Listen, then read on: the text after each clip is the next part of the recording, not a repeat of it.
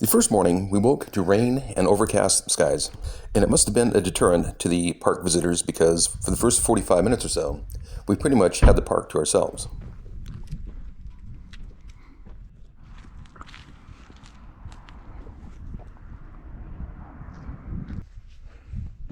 Yeah, I think that's window arch. We're not sure.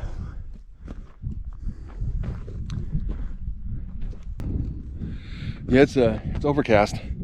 I was hoping it would be sunny. Hoping it would be sunny, but it's not the case. It's like we drove like 13 hours yesterday. I'm just like really tired, and so I was hoping for good weather, but maybe later today.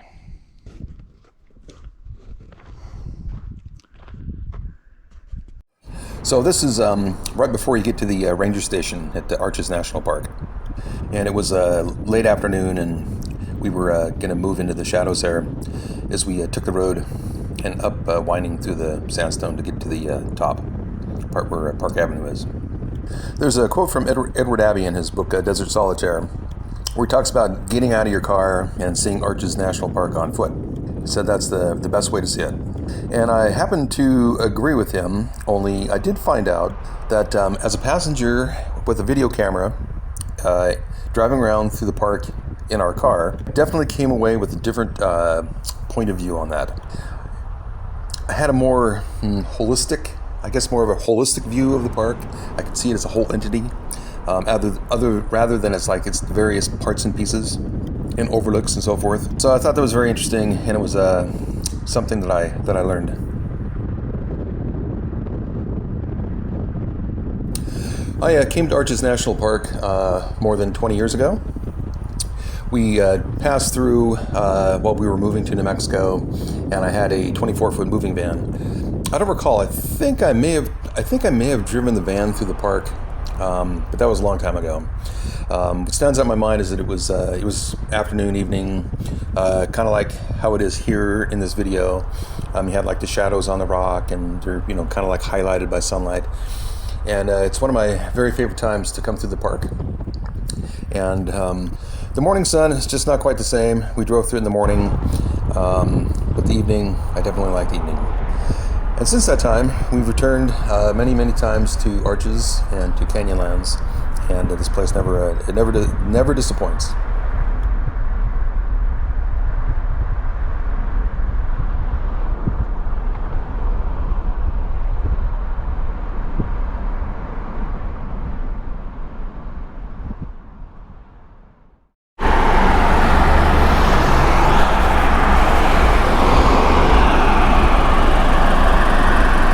Trying to let the car noise, the unceasing car noise come through.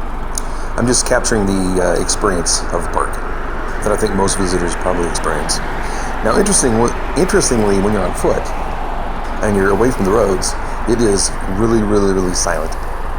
And about the only thing you hear is wind and the occasional airplane passing overhead. As you drive up into Arches from the ranger station, you pass through stone that is millions of years old. I think it dates from the Triassic and the Jurassic, so possibly like 200, 300 million years old. And it's formed by tidal flats, shallow seas, sand dunes, and so forth. There were dinosaurs running around at the time. And the rock, it just takes on so much different like shapes and colors. The colors of like pinks and reds and browns and oranges and brick red and tan. The colors and the shapes are amazing, but also just the sheer like volume of rock, the size, the height, everything about it. You're driving right through the middle of it, and it is just like staggering.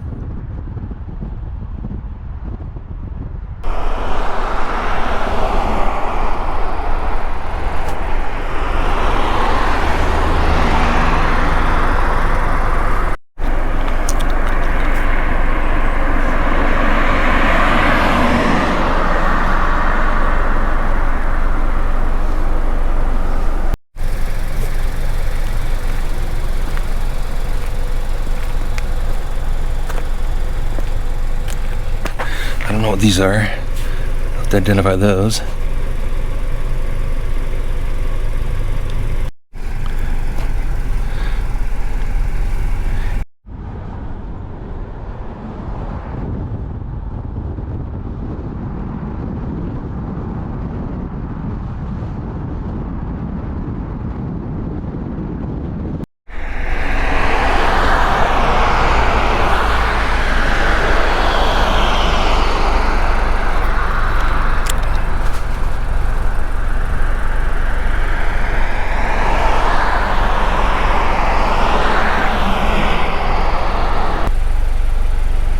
catching the last of the light.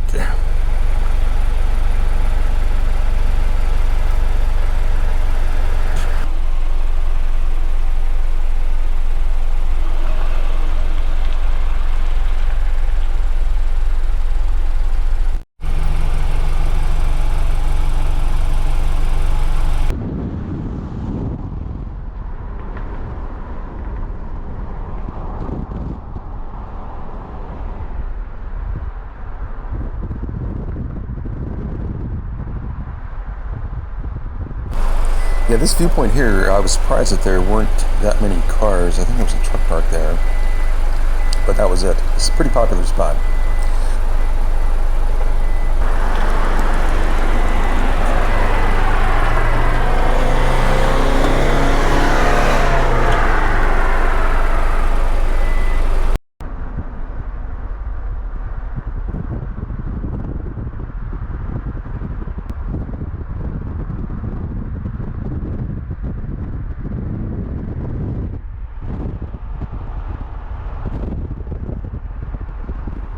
Yeah, here you see car after car after car after car passing by.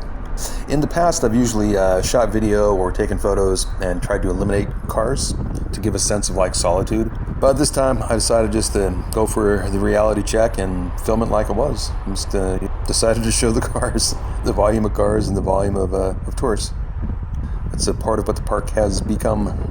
A lot of parks, actually. Now, I love these fins that we're coming up on. You see them in the distance from like their broad side, but then as you swing past them, they're very, very thin. I really like that. It's so unexpected, and there's two of them right in a row. We have the second one coming up. It's pretty much the same.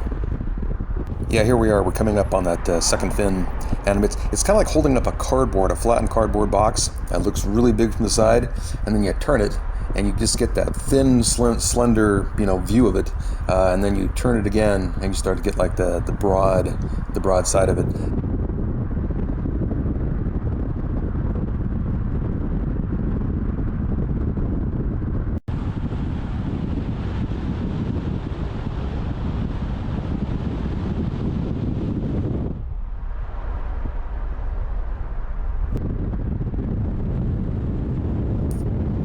Oh, and here we're coming up on balanced rock. That is, I would say, one of the more popular places in the park. There's quite a few cars there. Yeah, there's quite a few. We need to get out and check it out. It's kind of hard sometimes to shoot video when you've got a lot of people around. Yeah, now what we're seeing here is we were leaving the park, but we were passing all these vehicles that were waiting to enter the park, and there must have been about, I don't know, I would guess 200 cars. I can't even imagine why you'd want to go in there. My son was there a few weeks earlier, and he said that they closed the park because there was no parking. So it looks like right here, this line here, they're kind of working up to that. But that is just too much. That is just too much traffic for me. That looks like, downtown traffic when you're trying to, get home from work on a weekday out of some major city. Okay, well, not that bad, but kind of reminds me of it. And here we are sitting at the drive-thru of McDonald's in Moab. And just for the record, here we are, still in the McDonald's drive-thru. And this line we're in, it's like this line to my left. Let's put about 5 cars through to this one, which is like 1 that's gone through. Okay, I believe this is Arrowleaf Balsam Root. And this is a nice clump right here.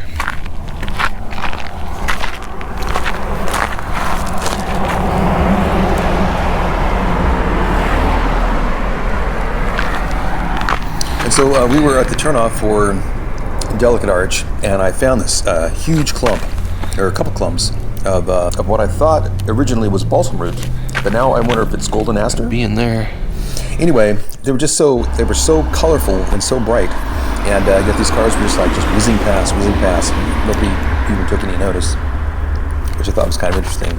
I understand that the arch itself is something phenomenal. Yeah, we've been there. There was a lot of people there. It was very busy. That was like 10 years ago. But yet right here, They're like these flowers that are just like, I think, as beautiful as the arch. It may not be as magnificent or striking or awe-inspiring, but they're still very beautiful. And I'm glad I got out of the car and captured them.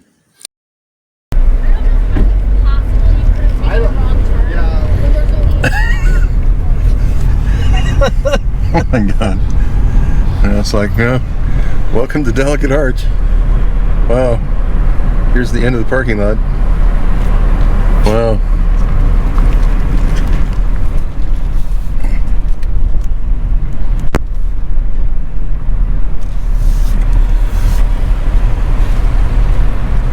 So if you want to do Delicate Arch, here you go. Have fun. They're from one of those cheap. Wow. That's a lot of cars.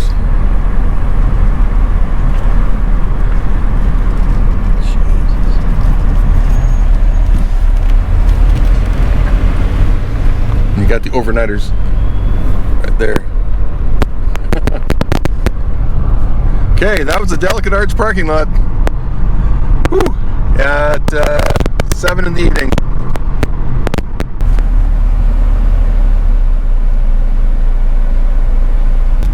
Okay.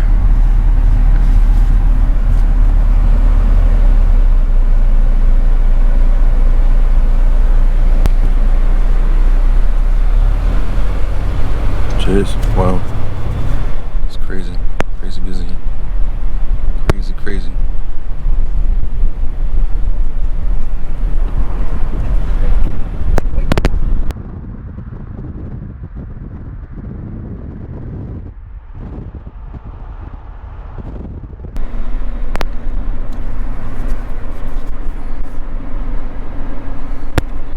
Yep, Devil's Garden Trailhead.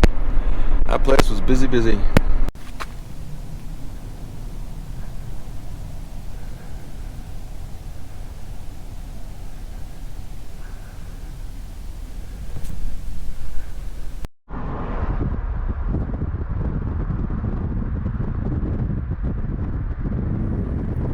And then here's another view of the Balanced Rock parking lot. We decided to try it later in the evening, much later, but we found that evening is the time when everybody tries to get their sunset photos, and so the parking lot was it was pretty busy, not as busy as it had been previous times, but still busy enough.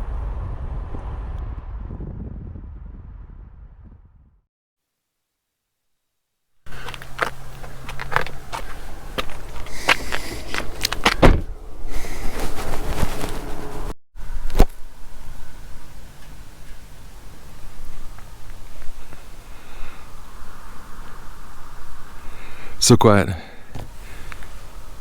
Hundreds of cars come through this place, and right now it's like completely silent.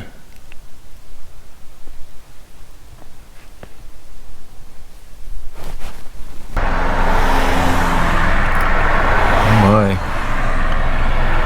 And the tourists are fleeing the park. Oh my. It's nuts. Wow. It was like 8:36.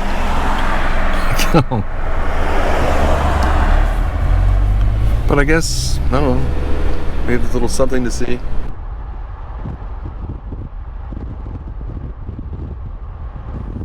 The last night that we were there for like 4 days. We stopped off at Park Avenue at after dusk. It was quite dark, but it was the only time of the numerous times we drove through the park that Park Avenue was actually empty. Can't see much, but still, it's empty. And you could hear the crickets, and there was peace at last. So I didn't do a lot of vlogging for this video, these glimpses of arches. There were so many people, and I just didn't feel comfortable sitting there talking with the camera in my face. So I chose to do voiceovers. So if you like this video, be sure to give it a like, and otherwise share and subscribe, and I will see you next time.